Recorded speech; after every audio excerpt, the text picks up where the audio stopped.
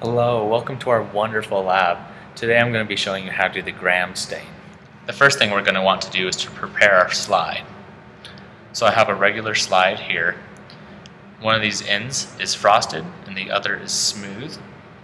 To indicate which one's which, I'm going to draw a focus line, which we'll use later when we focus our microscopes, on this frosted end.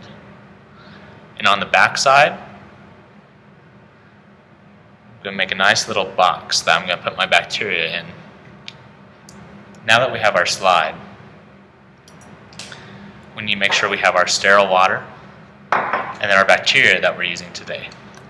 Today we're going to be using Bacillus subtilis, and then we're also going to be using some E. coli and mixing them together with this differential stain.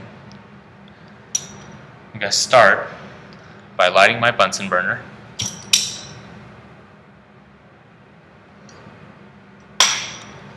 Having my sterile water, I'm going to loosen my cap so I can easily remove it. And then I'm going to have my inoculating loop. Now I'm going to place 2 drops of sterile water onto my slide for my bacteria, making sure I get the entire loop flamed. I can then take my sterile water, pass the lip through the flame,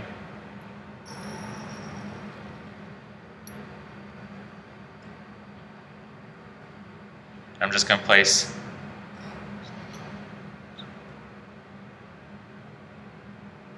a couple drops onto my slide.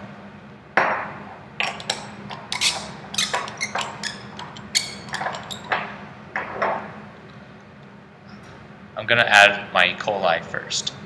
I'm looking for a single isolated colony. That way we can prevent contamination.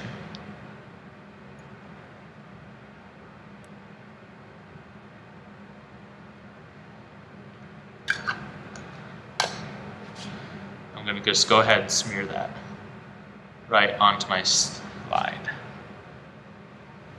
After flaming my loop again, I'm going to be taking my Bacillus subtilis.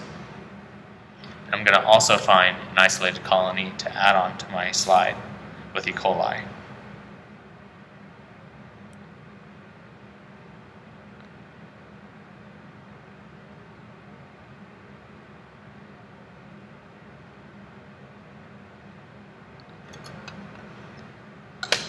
Subtilis is a little sticky.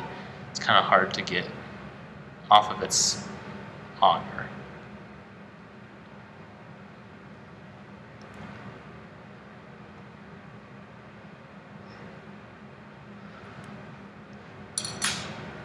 Once I've done this, I'm going to let my slide air dry, and then I'm going to heat fix it through the flame, and then I'm going to see you over by the sink.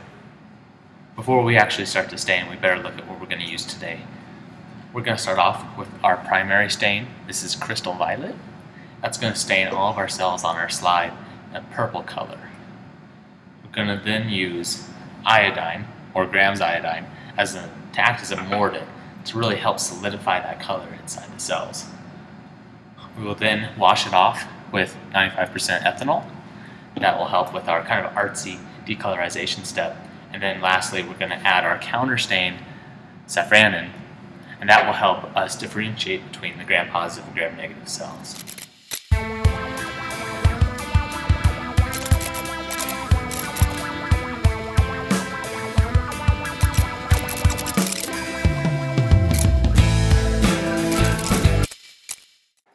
After the staining is complete, it's ready to be observed underneath the microscope. Here, I've set it up on the 10x magnifying lens, and we're going to go ahead and take a look at it.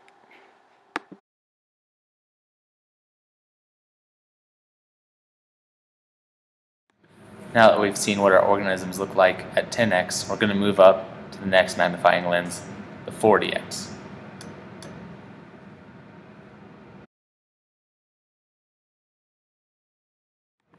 And finally, we're going to go to the oil immersion lens. I have special immersion oil. I'm going to move to an in-between stage Just place a single drop of oil onto my slide. Now we're ready to go to the 100x. Finally, here we can see rich differentiation between the cells that maintain the purple crystal violet color during the staining process and those that lost their purple color during the decolorization step of our staining procedure and took on the safranin color instead.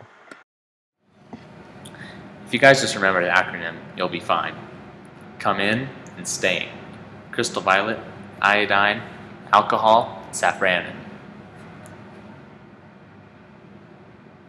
This is a great model here demonstrating the gram-positive cell wall. We have the cytoplasmic membrane, and then we're going to have a thick peptidoglycan glycan layer with integrated lipotitoic acids. This thick layer here is where our gram stain, the crystal violet, gets sunk in, and then that iodine really helps it sink in, and these are going to withstand and they're going to hold in that crystal violet stain during the counterstaining and the alcohol process, or the decolorization step of our gram stain. This here is a gram-negative cell. You see we have a thin layer of peptidoglycan glycan surrounded by an outer membrane and a cytoplasmic membrane, or the inner membrane.